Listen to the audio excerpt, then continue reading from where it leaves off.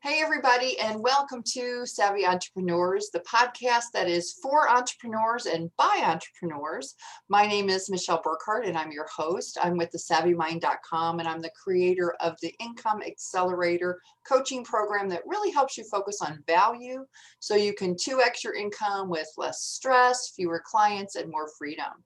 I am really excited to talk with Melissa today. Melissa Smith is a second time guest, I'm going to say, and she is the owner of, how do you say this, Melissa? Join in and help me with this.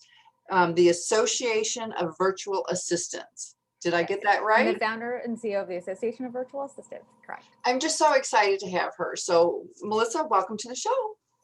Thanks for having me, Michelle.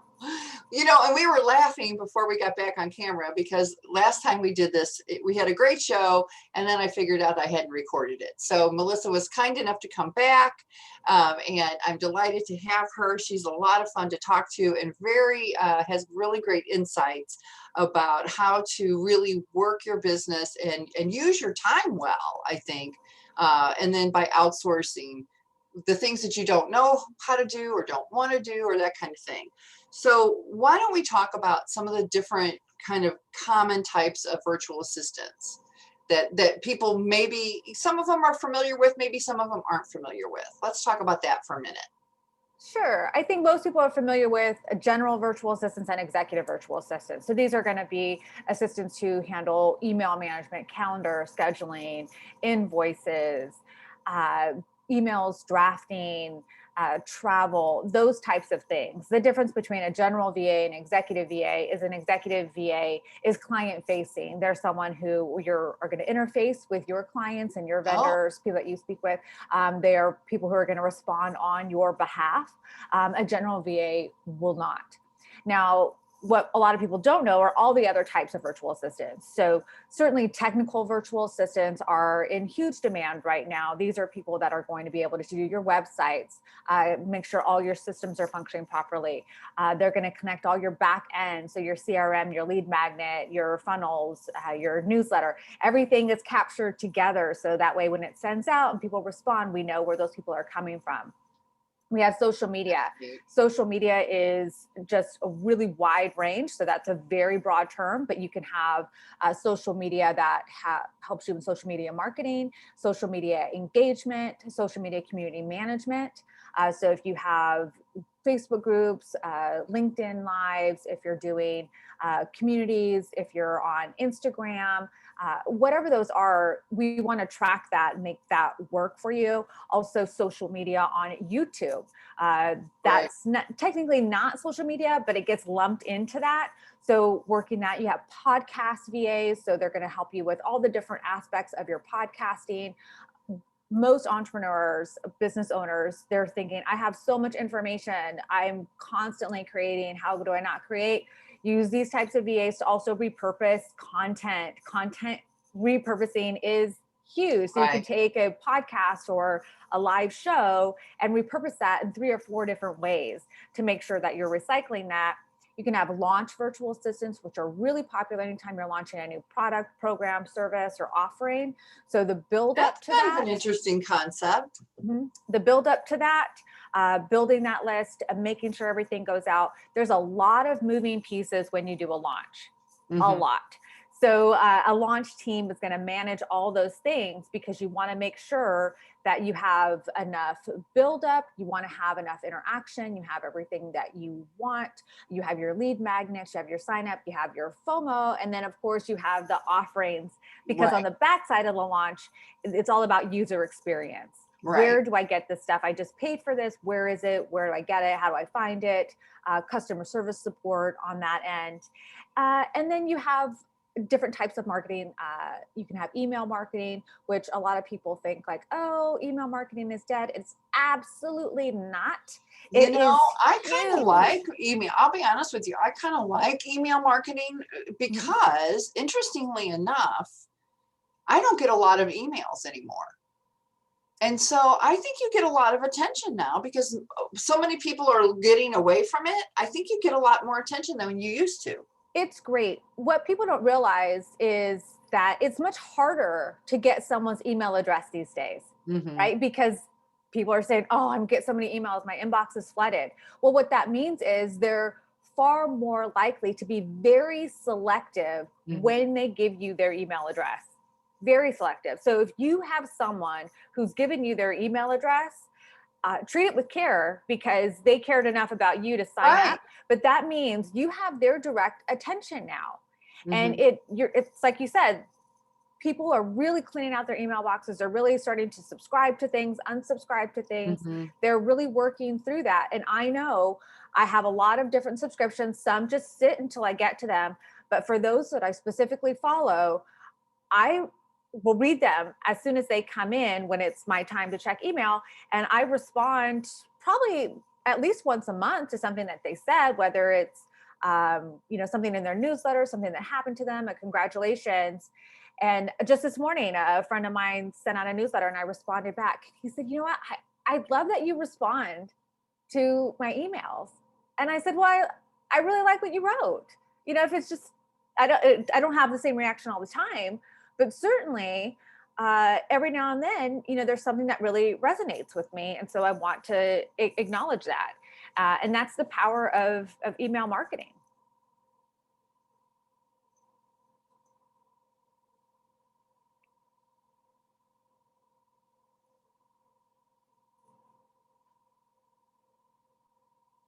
Oh, I can't hear you. No.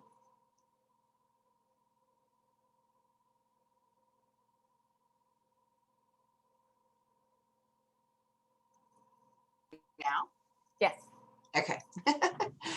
I tell you what, there's something about us, Melissa, we must either we're destined to really become really good friends because we're going to just talk so much.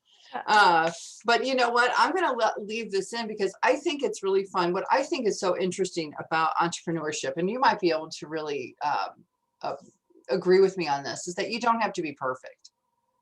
You Oh know, no. I mean, sometimes I think that people, because they hold off doing things because they can't do it perfectly. And you know what? Being perfect sometimes it's just a block to, I used to refer to myself as a perfectionist. I started in my career as an executive assistant. I was an executive assistant for over 15 years, and perfectionism was part of the right. role. And when I entered into entrepreneurship, I struggled so much with letting it go. I struggled Right. so much with letting it go. And it was in 2017 where I let it go. I was traveling the world at the time. So we were constantly doing things. So we were constantly on the go. I was changing countries every month. And there was just no time for perfectionism. I was Right. doing so much that year. There was no time for perfectionism. And it was one of the best things that ever happened to me, really. And I was just speaking to someone yesterday and I said, it's not if you're going to fail at something, it's just when. No one's Right. perfect, right? But we had this idea in our head that failure is this huge thing and failure is final, and when I fail at something it's going to be the end all be all. And really it's as cliche as to say, when you look back you will see that and you're like, oh, totally, that was a stepping stone, I learned, it was a Right. great, this is how we learn. But you will never ever give yourself a chance to succeed if you don't start. But Well, we that's just, true. we're just sitting there waiting for things to be perfect to get out of the gate. And meanwhile, life, your clients, the world is literally passing you It by is. It is. while you're waiting for perfect. And that brings up a whole nother topic of the perfect timing, because there's just so many things wrong with it. And when I wrote my first book, it was just another way to help start shedding that perfectionism. Oh, that's good. Because when you write a book, you're constantly thinking of new things to put in, you're constantly thinking of Sure. things to do. And where books go to die is in editing. While they Right. try to get that book perfect, it dies in editing, and most people don't get out of that phase. Hmm. The people who never actually get to that phase are the people who write and edit at the same time. So if Mm. you're writing a book and editing at the same time, good luck with that. I'll see you maybe never.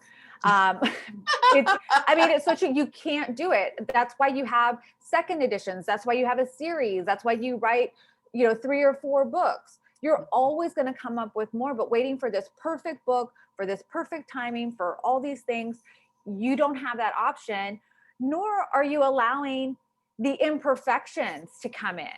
How Right. many famous people did something that was imperfect or did something by accident and it became their trademark later on in life? Exactly. I know. So if you're just joining us, you are listening to The Savvy Entrepreneur, which is the podcast for entrepreneurs and by entrepreneurs. And I'm your host, Michelle Burkhart with thesavvymind.com. And we're actually talking with Melissa Smith today, which is always a delight. And she is with the Association of Virtual Assistants. And so we're talking about we're really talking about not being perfect and being okay with that, which I think is, I had a boss one time when I was in corporate America, and over the course of my career, honestly, I've probably only been in corporate America maybe 10 years total over, in and out. But I had one boss and he said, it's like a diminishing return on your time. Oh, absolutely. And I thought that was so intelligent of him to say that, because he's like, if you just keep doing something, there is a diminishing return on your time. And I was like, that is true. But, interestingly enough, I do a lot of mindset work because I do strategic planning and pricing and marketing on one end. But then I also do another mindset piece on the other end. And, that perfectionism and procrastination and all that really is a block. And because it's that fear of failure. And so if if you never get it out there, you can't fail. And It's true. I mean, it is. I remember when I used to write and I would want to put out articles and then I said no, because what if someone disagrees with me? What if someone says something bad? What if it's not perfect? What if someone finds an error? What if, it was all these what ifs about it, but we don't take it to the next level. What if a lot of people read it? What if it resonates with somebody? What if someone's like, wow, that's the thing that made my day today. Thank you for sharing that. exactly. What if there's all these good things that happen? And when we hold on to that perfectionism, we're just holding on to negative beliefs instead of anything that could be positive. Right. So now, how many books have you written? I've written 3 books. One was a second edition to my first book, and I will start writing my 4th book next month in February. So are they on virtual assisting? Are they on life in general? What are they on? They're on virtual assisting. So my first and third books are Hire the Right Virtual Assistant. Oh, so nice. It's the complete guide to hiring the right virtual assistant. It comes with a workbook. It's everything that I do when I match clients with the right virtual assistant. And then my second book is Become a Successful Virtual Assistant. And it really is teaching VAs how to become a business owner and build a VA business, not good. just perform their services. I have no doubt that virtual assistants can do their job. That's not what I'm teaching them, but running a VA business is much different than just doing the work for your clients.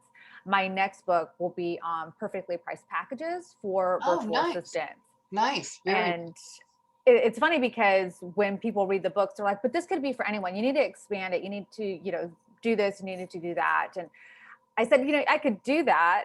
Certainly it does reflect for everyone, but I'm really in my virtual assistant space. It's the space I want to be known for. I believe in niching in a lot of different areas. I agree with you. And so I found that to be much more my style and my pace.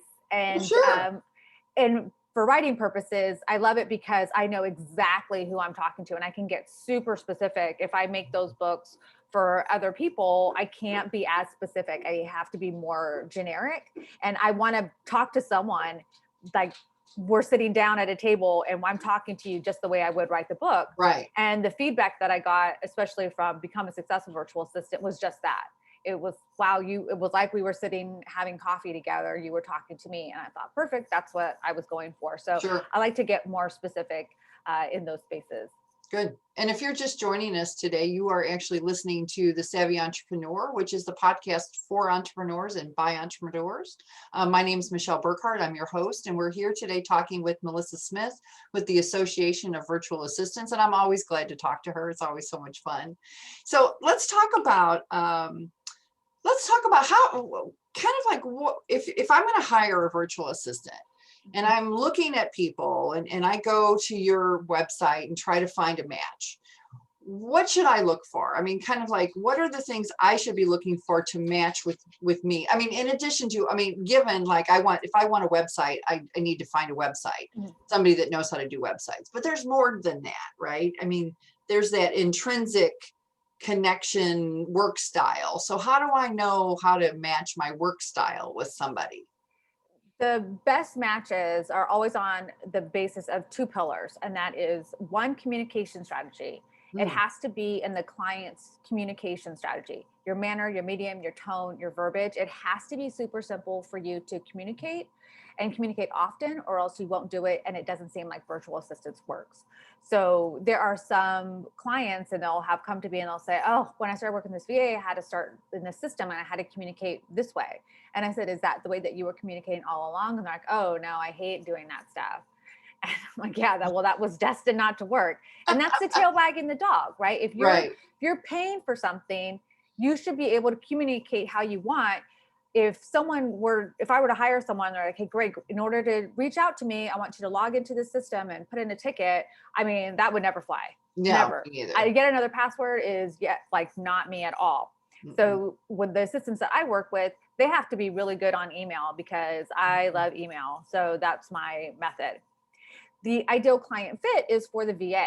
You should be their ideal client. If you start looking at their websites, their LinkedIn profile, their social media sites, and you don't see yourself in that, we've got a problem here. So there will be times that I'll match someone and, part of the job description is that it's like herding cats. The security people, it's like herding cats. And I will literally see on someone's website or their social media profiles, they are a professional cat herder. Oh, that's funny. That's what a really good match looks like. We're talking that person uses the same words as you, same phrases. They might have the same quotes. When they wake up in the morning, they're like, oh my gosh, what am I going to do with Michelle today? This is so much fun. This is so awesome. You're going to have a VA that goes above and beyond because they're naturally interested in what you're doing, right? If you're an attorney, for instance, and someone has a really bad mindset about attorneys and think that they're, shysters or they charge too much or anything, like this is the last person you want working with you. So you need to know that going into it. Well, how do you find that out though, Melissa? How do you know that? I mean, do you have a chance to talk to these people before you engage them? So I have a extensive matchmaking form, and in the workbook, I actually have all these things listed out for you. It's quite extensive, but there's a way to uncover all this.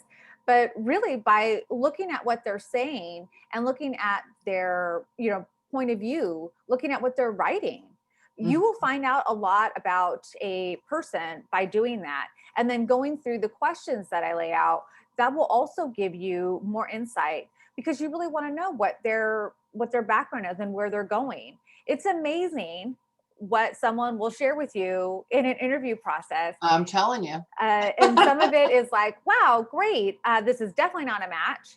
And then others, it's like, I feel like I'm talking to the client right now. You both sound so similar that it could only be a match. Right. So do you do the matching or do people self-match? So my own personal business, I do the matching. In the association, people feel really comfortable with doing their own matching. They feel really comfortable having that process for themselves. So they will either post in Slack and just let people know generally, like, this is what I'm doing. If you're interested, want to get on board, like, send me a DM or message me here, email me. We have a VA directory. So clients will just search for what they're looking for on the VA directory and set up an interview process that way. And then other clients will post to the job board. So if you have a job description all listed out and that's how you like to do it, real, detailed and tailored, then you just post it to the job board and you have VAs applying to you. So the association is very much a DIY method. So a lot of people feel very comfortable hiring on their own. I typically work with people who either don't feel comfortable hiring on their own, or they simply don't have the time to get it right and can't afford to get it wrong. Gotcha. That's a good point. So if you're just tuning in, you're watching Savvy Entrepreneurs, which is the podcast for entrepreneurs by entrepreneurs, and I'm Michelle Burkhart, your host, and we're talking with Melissa Smith with the Association of Virtual Assistants, which you make it sound really sexy. I have to tell you, you really do. You really make it sound like a fun, interesting, just really vibrant industry. You really, really do. So It tell is. me, There's a lot going on. there is a lot going on. Yeah. Listening to you, there's way more than I would have ever thought. So how do you know when to hire somebody? When should you hire a VA? Oh, you should always hire a VA before you need one. People wait way too long to hire virtual assistants, and the number of clients that come to me, and by the time they come to me, they need to hire a team, Oh, wow. is quite a long list. And there's so many reasons to hire a VA before you actually need one.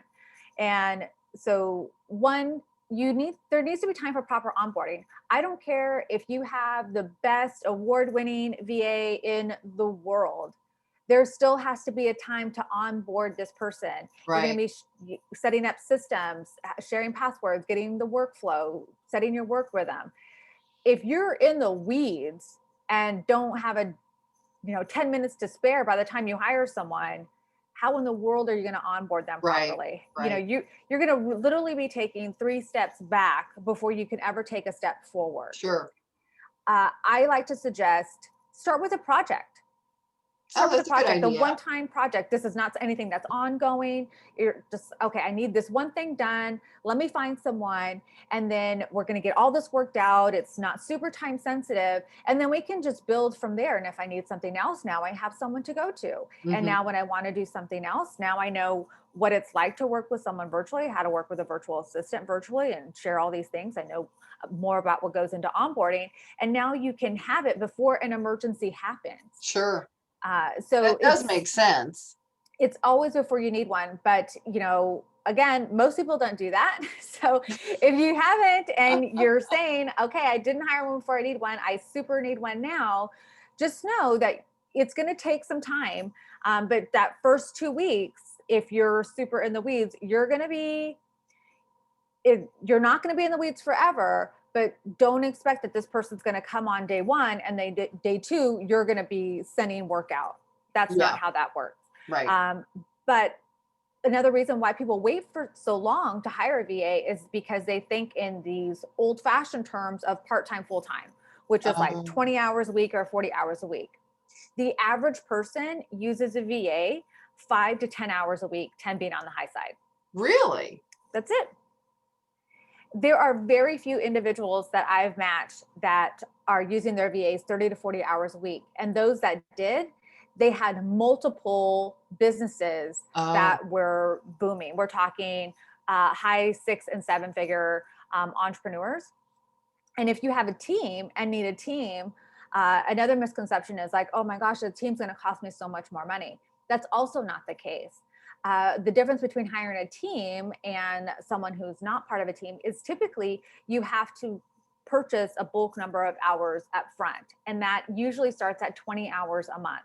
And if anyone's that busy, 20 hours a month, you're talking, 5 hours a week. Right. That's not a lot of time. No, it's not. To make sure that everything is going all at once and all the different parts of your business are constantly running. But I think people just have a misconception about what their costs are going to be, how much money they're going to be spending, how much time. Because when you talk to individuals, they're like, well, it doesn't take me that long. It's okay. I actually enjoy doing this. So I'm not going to give it away for now. And really what they're doing is just accumulating time debt. Right. They're borrowing from one thing to, cover the next. And that's all good and fine until something happens and then it's not, and all your systems go down and they fail.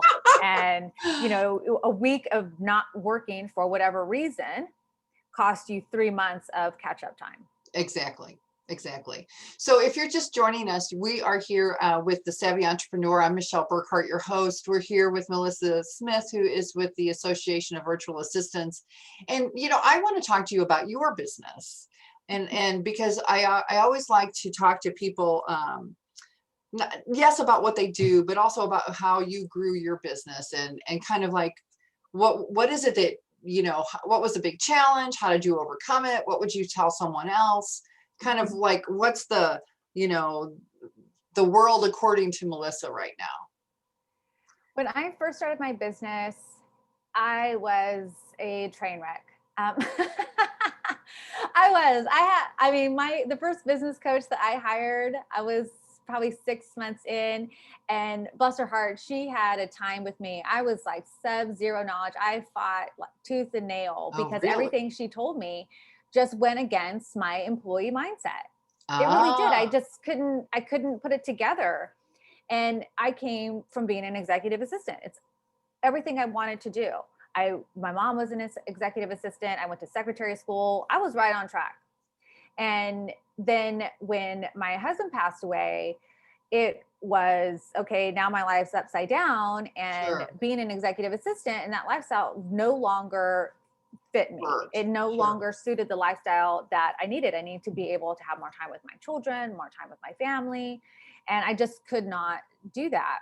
So I decided to become a virtual assistant. I had no business expertise. I didn't have a business plan. Honestly, I didn't really even understand how I was going to make money other than offering virtual assistant services, which in my mind at the time sounded like, well, that's legit. That's how I make money now. So it was just a lot of really difficult learning, but really my desire to have this business where I could have this lifestyle to be with my family really fueled me past all my failures. Oh, So that's good. as an executive assistant, you're just all things to all people. That's what we do. We just take it on, things get thrown at us, and we're like, okay, I guess I'll figure that out. As a virtual assistant and as a business owner, you are not all things to all people. And Right. you don't do those things, and you really place a high value on what you do in order to charge a premium price. And, you know, I like to, Amen, you sister. That's the what way I, I look yeah. at it is, I work with clients who are like, they enjoy the staying at the Ritz and the service and the hospitality, and they're willing to pay for it, versus someone who wants those things, but they want to pay, Holiday Inn prices. Right. So being able to separate myself from that and really understand that was huge. So when my business coach was telling me, you're doing too much, you're offering too much, you're like, it doesn't make sense, you're never going to be able to charge for that. This idea of selling the sizzle, not the steak. I'm like, what does that mean? I'm like, I don't know. What are you saying to me? I just was so caught up, and I would drown people in the how I was going to do it. Like, because I was so excited. I'm like, oh, this is what I'll do. And they're like looking at me, and their eyes are, glazing over. I struggled just about in every way that you could think of. And so, but I kept working with her. I was paying her, kept working with her. And then when I signed my first contract, based on package pricing and value, based on not based on services and all these Right. other things, and it was more than I had paid her, and I said I made my money back. I'm like, okay, yeah, she really does know what she's talking about.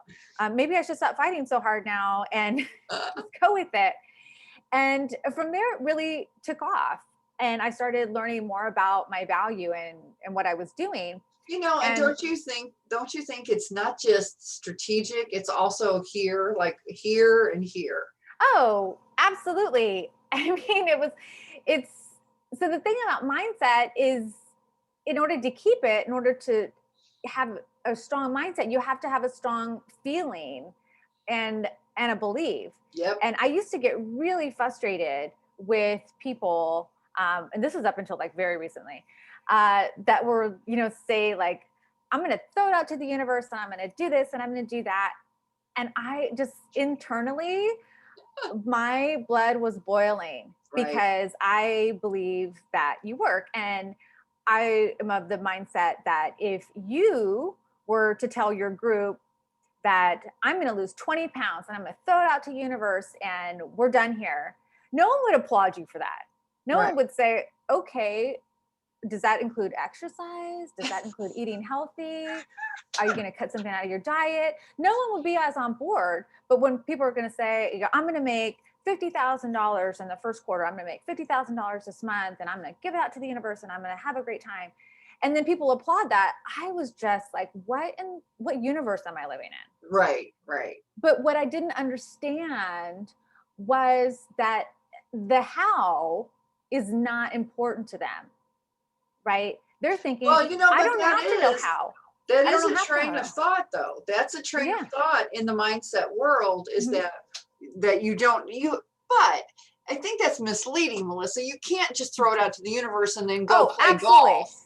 You know, Absolutely. you have to have some direction, but you know, once you really get focused and you get your mindset where it needs to be, your brain does do a lot of stuff that you're not aware of behind the scenes. Right.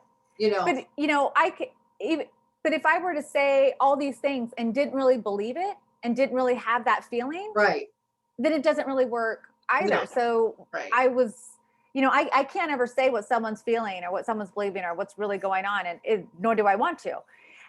But that's the part about mindset that I didn't understand. Right. And I learn more about it every year as the year goes on, because once I had that feeling once, then I'm like, oh, Yeah. well, now I can do it again. Right. Exactly. And I can do something else because I never saw this coming. Right. So what else is out there? And it's constantly a muscle that you build. Yep. And go to new levels. And it's not a place, it's kind of like success. It's not that place that you reach, because as soon as you get to the place you thought you wanted to be, probably like 2 steps before that, you were already past that and thinking about the next thing that you wanted to do. Exactly. We're like more people, right? Entrepreneurs are more people. We're like, oh, now I want something else. Shifting, of course. Absolutely. So what would you think, you know, like, what's the one thing that you would tell a new entrepreneur? Just get started. Oh, I like that. I mean, there's so many things that you could do, but you can't do anything until you get started. You can't fail. You can't understand your value. You can't succeed. You can't make money. You can't do anything until you get started. But again, we just sit at the gates waiting for everything, little thing to be perfect. You're just never going to get out the door. And when one of the first books that I started reading in my entrepreneurial journey was Creative Inc. And it's written by one of the founders of Pixar, or the CEO of Pixar. And he was talking about how when someone has ideas, they have these brainstorming sessions and they throw them out right away. And I had heard over and over again, this failure this, failure that. And I was like, okay, you're never going to convince me that failure is a good thing. Like, yeah. I was a horrible student. Those F's still are painful to me. Like, you're never going to convince me that failure is a good thing. So nice try. And what he was saying about failing fast, right? Because everyone's like, fail fast. And his perspective on it was so different. And it really struck a chord in me. And so their purpose was, it's not simply to fail fast. It's because the longer you hold on to something, and if it doesn't turn out the way you want, the more married you've become to it and the more that it hurts. If I think of an idea today, I try it tomorrow and it doesn't work out, I'm like, all right, on to the next thing. Exactly. I try to perfect something for 6 months, I do it, and I don't get the results I want. You better believe I am now really upset. And you're right? You are totally emotionally invested. You are. That's right. And one of the examples that they use in the book was about the movie, was it Inside Out? So in the book, when that book came out, Inside Out was a failed project. They really? brought it to their brainstorming sessions. They tried to work it out, and they're like, okay, no, scrap it. It's not going to work. And apparently whoever thought of that idea just kept on reworking it until they could make it. And then it became one of their biggest grossing, films of all time. So again, you talk about failing, it's the best example that I got. Right.